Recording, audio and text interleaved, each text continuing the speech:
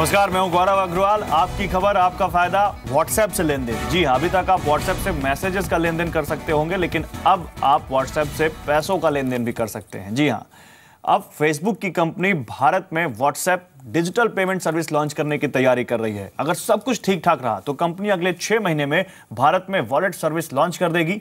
Payment service में पहले से ही कई कंपनियां मौजूद हैं, ऐसे में अब व्हाट्सएप बड़ा कंपटीशन दे सकती है। इस बारे में बात करने के लिए मेरे साथ कुछ खास मेहमान हैं, उनसे हम बात करेंगे, आपको और ज्यादा जानकारी देंगे, लेकिन उससे पहले ये रिपोर्ट देखिए।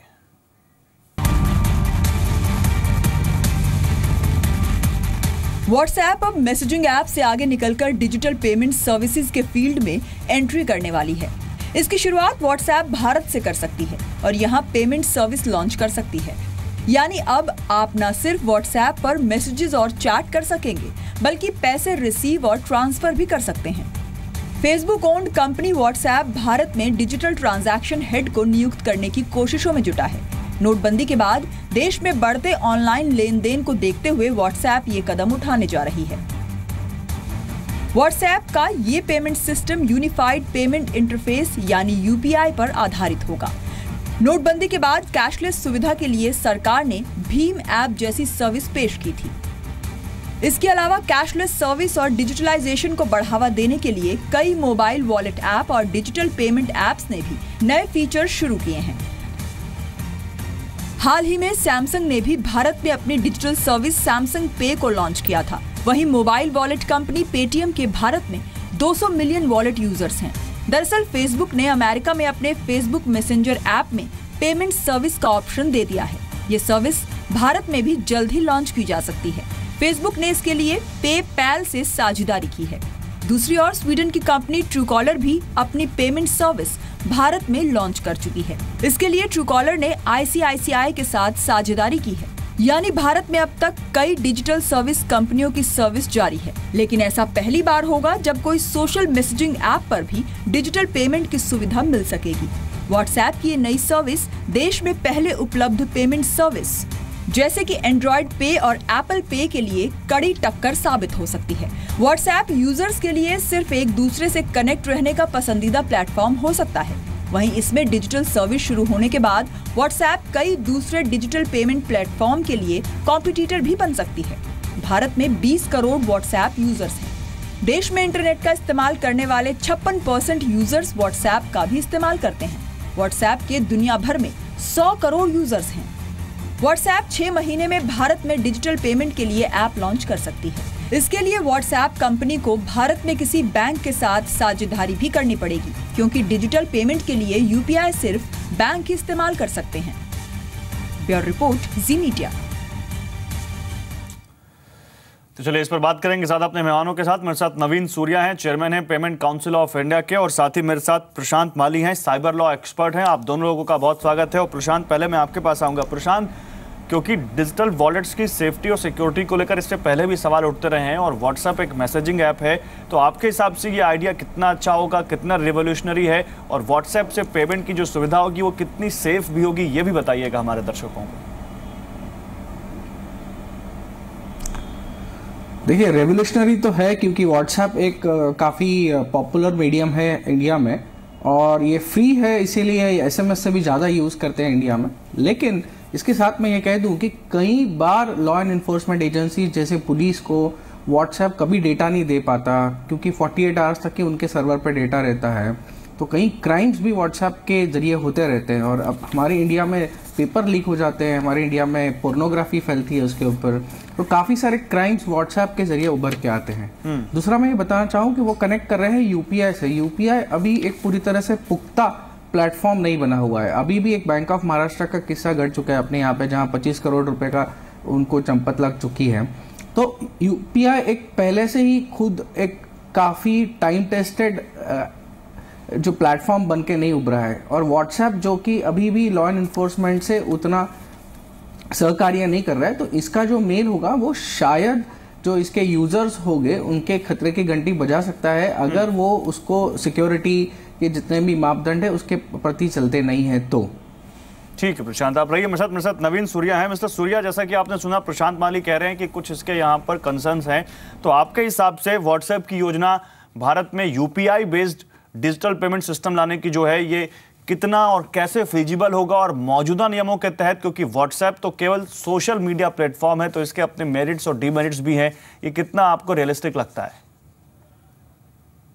जी देखिए, कोई भी कंपनी को डिजिटल पेमेंट में आने के लिए आज की तारीख में आरबीआई के पास 3 या 4 लाइसेंसेज हैं जो नॉन बैंक और बैंक दोनों को मिलते हैं। सो व्हाट्सएप जैसी कंपनी कोई भी हो, चाहे वो सोशल मीडिया में हो या कोई भी बिजनेस में हो, वो आरबीआई से डायरेक्ट लाइसेंस ले सकती है नॉन बैंक का। स्पेशली प्रीपेड लाइसेंस जो होता है इश्योर का, वो मिल सकता है उनको वॉलेट का। काफ़ी सारी ऐसी कंपनियां हैं जो प्योरली डिजिटल टेक्नोलॉजी प्लेयर होती हैं, वो एग्जिस्टिंग बैंक या एग्जिस्टिंग लाइसेंस होल्डर के साथ मिलकर के भी ये सर्विसेज दे सकती हैं। ऐसा आरबीआई का प्रोविज़न है। और अगर आप यूपीआई रिलेटेड सर्विसेज देखें जो करंटली इस वक्त सिर्फ बैंकों के लिए खुली है, लेकिन उसमें भी कुछ जो नॉन बैंक कंपनियाँ हैं उन्होंने ऑलरेडी एग्जिस्टिंग बैंक पार्टनर के साथ मिलकर सर्विसेज लॉन्च की हैं और अच्छा काम कर रही हैं उन बैंक पार्टनर्स के साथ मिलकर। तो ये सारे ऑप्शंस कोई भी कंपनी, चाहे वो आज के दिन में व्हाट्सएप हो, कल को गूगल हो या परसों को कोई और बड़ी इसी तरह की कोई भारतीय या बाहर की कंपनी हो, उनके पास ये ऑप्शन है और ये किया जा सकता है करंट नियमों के अंतर्गत। लेकिन सारे जो भी स्कीम लॉन्च होती है वो आरबीआई को उनके डायरेक्टली या बैंक पार्टनर जो वो तरीका चुने उसके अंदर उनको बताना पड़ेगा और उनकी तरह से उनसे कंफर्मेशन के साथ में किया जा सकता है। ठीक है। नहीं, लेकिन एक सवाल जो कि प्रशांत माली से मैंने पूछा था नवीन जी, सोशल मीडिया कंपनियों के प्लेटफॉर्म पर डेटा प्राइवेसी को लेकर पहले ही सवाल उठते रहे हैं, चाहे वो फेसबुक हो, चाहे वो व्हाट्सएप हो, चाहे ट्विटर हो। ऐसे में डिजिटल पेमेंट सर्विस शुरू करना एक सोशल मीडिया प्लेटफॉर्म पर भला कितना सेफ होगा? देखिए, प्राइवेसी एक अपने आप में सब्जेक्ट है। अब उसमें पेमेंट का एक पैरेलल सब्जेक्ट है, वो उसको ऑब्वियसली उसको थोड़ा कॉम्प्लिकेटेड बनाता है। लेकिन चैलेंज कहाँ होता है कि जो आप और मेरे तरह कस्टमर है वो हम ऑलरेडी सोशल मीडिया में अपनी चॉइस से जो सारी इन्फॉर्मेशन करते हैं शेयर, वो करते हैं। प्रॉब्लम वहाँ आती है जो कुछ कस्टमर उस चीज़ को अच्छे से समझते नहीं हैं और वो कुछ ज़्यादा शेयर करते हैं या उसको बराबर से मैनेज नहीं कर पाते हैं, तो प्रॉब्लम होती है। तो ये सारी चीज़ें जो नई चीज़ें चालू होती हैं तकनीकी, उसमें एडुकेशन का बहुत बड़ा महत्व होता है, चाहे वो जो सोशल मीडिया कंपनी वो करे या फिर वो साथ में अपने पेमेंट प्लेयर्स के साथ मिलकर करें। तो दोनों ही तरह में एडुकेशन का एक बहुत बड़ा महत्व है। उसकी किस तरह से आप कस्टमर को समझाएं कि कोई भी नई सर्विस जब आप चालू करते हैं, और ये लाइफ के हर हिस्से में लागू होता है कि कोई भी नई चीज़ जब आती है आपको उसके डूज और डोंट्स की क्या चीज़ करनी चाहिए, क्या नहीं करनी चाहिए, चाहे वो पेमेंट्स हो, चाहे वो सोशल मीडिया हो, उसको लेके और किस तरह का कस्टमर है, वो छोटा बच्चा है, बड़ा है, उन सबके लिए उसके उनसे रिलेवेंट उनके इन्फॉर्मेशन उनको एडुकेट करने की ज़रूरत है। तो इसमें भी वही लागू है। इसके काफ़ी फ़ायदे हैं, कुछ नुकसान हो सकते हैं अगर उनको ढंग से एडुकेट ना किया जाए। तो सबसे ज़्यादा जो एडुकेशन की ज़रूरत होती है वो पेमेंट रिलेटेड ये होती है कि आपकी जो भी इन्फॉर्मेशन होती है जिसके थ्रू आप पेमेंट अकाउंट यूज़ करते हैं, जैसे आपका लॉगिन आईडी पासवर्ड है या आपका कोई पिन है, उसको आप कभी भी किसी के साथ शेयर ना करें। कभी भी ऐसे नेटवर्क या ऐसी ऐप पे यूज़ ना करें जिसमें आपको श्योर नहीं हो, जो आपको लगता है सिक्योर नहीं हो। तो ऐसी 3-4 चीज़ें अगर वो ध्यान में रखें तो मुझे नहीं लगता कि इतनी ज़्यादा दिक्कत है। और वैसे हमारी कंट्री में तो सबको कैश रखने की आदत है, उसको मैनेज करने की आदत है, उससे ज़्यादा रिस्की चीज़ तो वैसे भी कोई नहीं है आज के दिन में। चलिए, आपने एक लाइन में बहुत कुछ कह दिया, लेकिन प्रशांत माली जो बात यहाँ पर नवीन सूर्या कह रहे हैं, आप इस बात को मानते हैं कि ठीक है बहुत सारी चीज़ें होती हैं जिनसे लोग अवेयर नहीं होते, वो अवेयर हों तो व्हाट्सएप हो या कोई भी प्लेटफॉर्म हो, पेमेंट डिजिटल पेमेंट सेफ़ है। मानते हैं इस बात को कि अगर लोगों को पता है, वो इतनी सारी चीज़ों को फॉलो करते हैं जो उन्हें बताई जाती है सेफ्टी एंड सिक्योरिटी को लेकर, तो कोई दिक्कत नहीं होगा अगर व्हाट्सएप पेमेंट सिस्टम भी शुरू करता है तो। अवेयरनेस, ये जो इन्होंने बताया, ये सबसे भारी मुद्दा है। अवेयरनेस करना चाहिए, अवेयरनेस सरकार को करना चाहिए या यूपीआई पेमेंट जो ओन करती है उसको करना चाहिए या फिर व्हाट्सएप को करना चाहिए। लेकिन अवेयरनेस जो है और ये जो एप्स जो है, ये हमारी भारत की रूरल जनता जो है, जो वर्नाकुलर मीडियम जानती है, हिंदी जानती है, मराठी जानती है, गुजराती जानती है, इनकी भाषा में हो, ये सबसे इंपॉर्टेंट। अगर आप वो भी एजुकेशन इंग्लिश में ही कर रहे हो तो उन तक पहुंचता नहीं है। फिर आपके जो मेन्यूज हैं, ये यूपीआई बेस्ड ऐप्स के जो मेन्यूज हैं, मैंने भारत सरकार को भी एडवाइस दिया है कि ये मेन्यूज भी वर्नाकुलर लैंग्वेजेस में हो, उसकी ट्रेनिंग भी जो मुहैया करी जाए वो भी वर्नाकुलर लैंग्वेज में हो, ताकि ये गोर गरीब जनता जो गांव खेड़े में है, जो इसका हम फाइनेंशियल इंक्लूजन के तरह हम उनको यूज करना चाहते हैं, वो उसे पढ़े।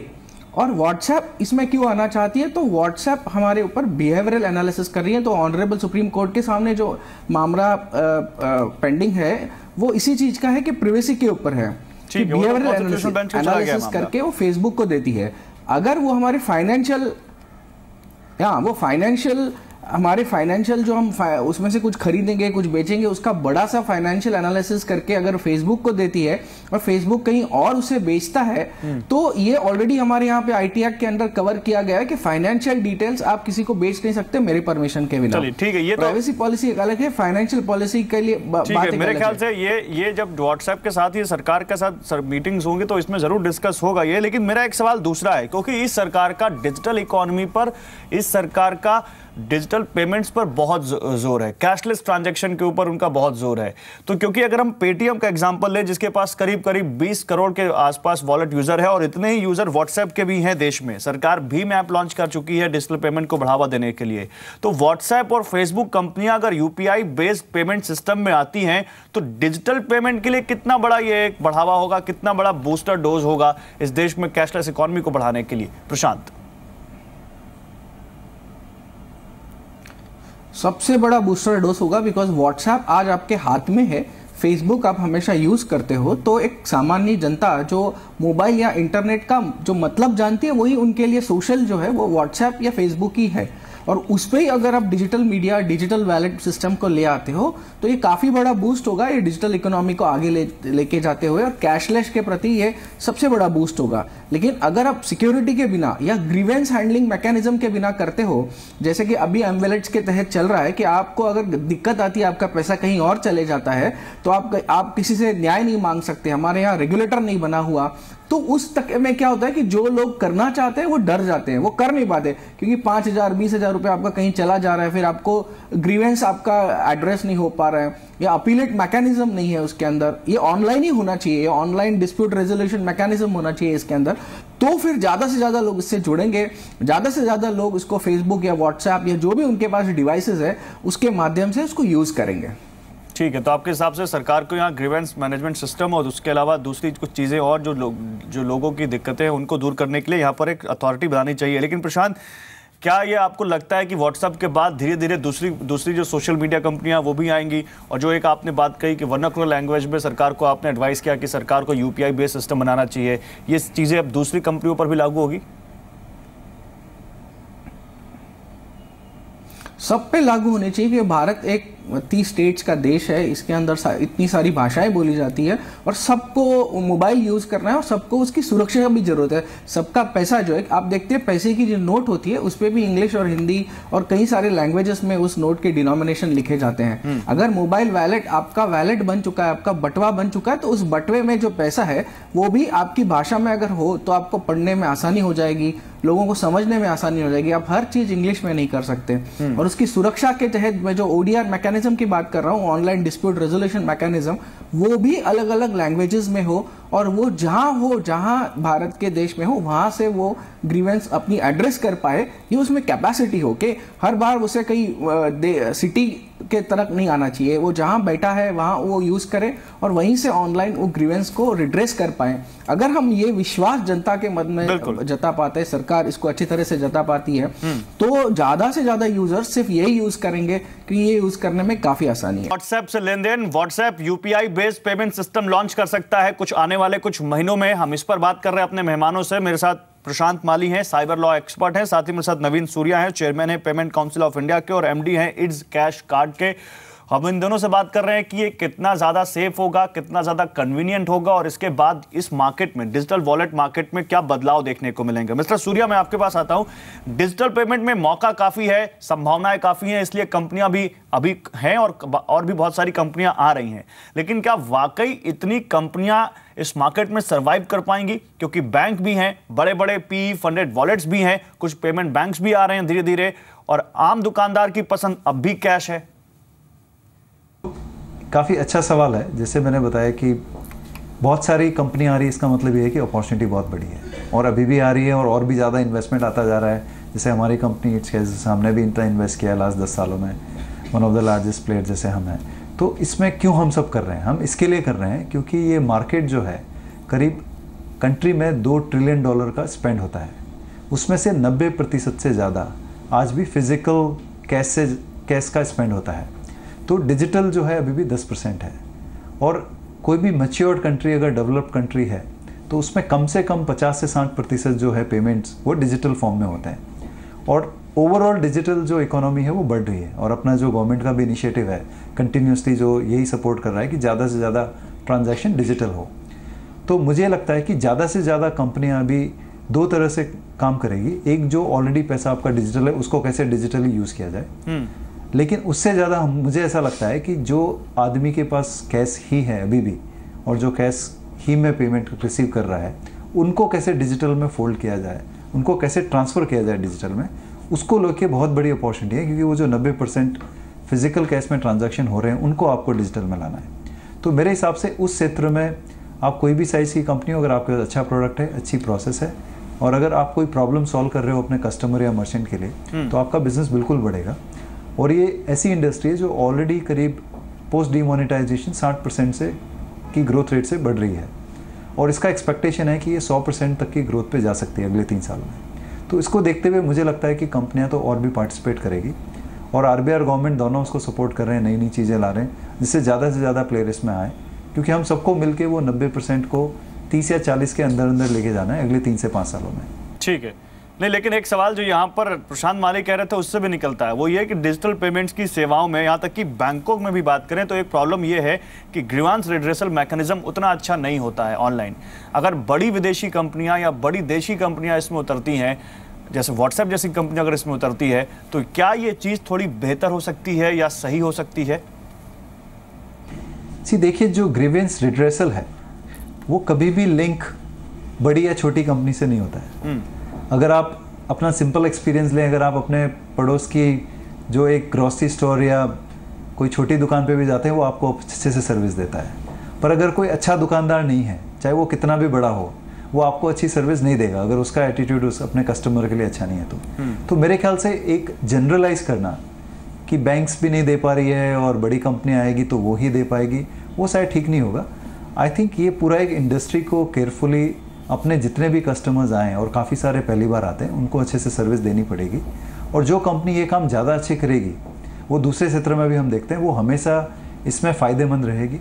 और मुझे लगता है कि अभी जो पेमेंट का पूरा इंडस्ट्री, उसमें आरबीआई की तरफ से काफ़ी सारे नॉर्म्स ऑलरेडी प्रोवाइडेड हैं कि आपको पूरा ग्रीवेंस ऑफिसर होना चाहिए, आपकी पॉलिसी होनी चाहिए। सो नॉर्म्स ऑलरेडी एग्जिस्ट करते हैं, प्रोसेसेस ऑलरेडी एग्जिस्ट करते हैं। बाकी जो आपकी एक्चुअल सर्विस लेवल्स हैं वो सब कंपनी को मॉनिटर करनी पड़ेगी, और जिसकी ज़्यादा अच्छी सर्विस होगी उसको उसका फ़ायदा भी मिलेगा। बिकॉज आज की तारीख में जिस तरह का कस्टमर है, वो काफ़ी बार हमने देखा है कि वो खाली प्राइस सेंसिटिव नहीं है, प्राइस सेंसिटिव है, मैं ये नहीं बोलूँगा नहीं है, लेकिन उससे ज़्यादा सर्विस सेंसिटिव है।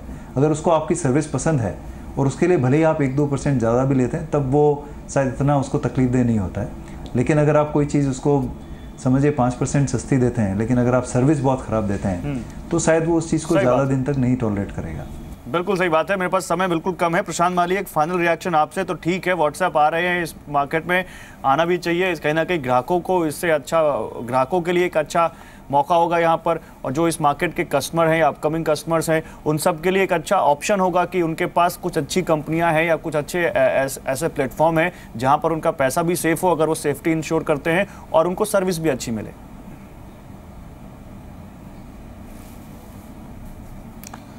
देखो, मैं तो चाहता हूँ कि अच्छी तरह से आए, ये देश की सेवा करें, भारत देश की सेवा करें, इनकी फाइनेंशियल जो हमारा इकोसिस्टम है इसमें हाथ बार लगाएं, और इसके साथ साथ में हमारी सुरक्षा और हमारी प्राइवेसी का भी ध्यान रखें। सुरक्षा इस तरह कि हमारी लॉ एनफोर्समेंट को ये मदद करे, इनको लॉग्स दे, जो इन्वेस्टिगेशन करती हैं इसमें ये मदद करे, इनकी टेक्नोलॉजी अपग्रेड कर रही है। और दूसरी प्राइवेसी के तौर पे हमारे भारतीयों का जो डेटा है वो पूरे वर्ल्ड में इसे उनकी परमिशन के बिना ना बेचे, और वो ऐसी कोई सिचुएशन में ना लाए। बराबर है। ठीक है, शुक्रिया सर आपका हमारे साथ जुड़ने के लिए। ऐसी कोई सिचुएशन ना हो कि हम इनसे खफा हो, हम इनके अच्छे यूजर्स हैं। ठीक है, बिल्कुल यूजर सर, और बहुत बड़ा मार्केट है इंडिया के लिए, और इनको इंडिया के लिए करना पड़ेगा और करना चाहिए भी। आपका भी बहुत शुक्रिया नवीन, आपका हमारे साथ जुड़ने के लिए। तो हम आपकी खबर आपकी फायदा, व्हाट्सएप से आप बहुत जल्द लेन देन कर पाएंगे, क्योंकि व्हाट्सएप के बहुत ज़्यादा यूज़र हैं इंडिया में, और अगर ये सेफ्टी इंश्योर करते हैं तो वो दिन दूर नहीं जब व्हाट्सएप से आप अपने लिए कोई सामान खरीद सकेंगे और उसके लिए पेमेंट कर सकेंगे। उम्मीद ये है कि व्हाट्सएप इसको सेफ प्लेटफॉर्म बनाएगा, सिक्योर प्लेटफॉर्म बनाएगा और एक कन्वीनियंट प्लेटफॉर्म बनाएगा। फिलहाल इस बुलेटिन में बस इतना ही। आप देखते रहिए ज़ी बिजनेस। नमस्कार।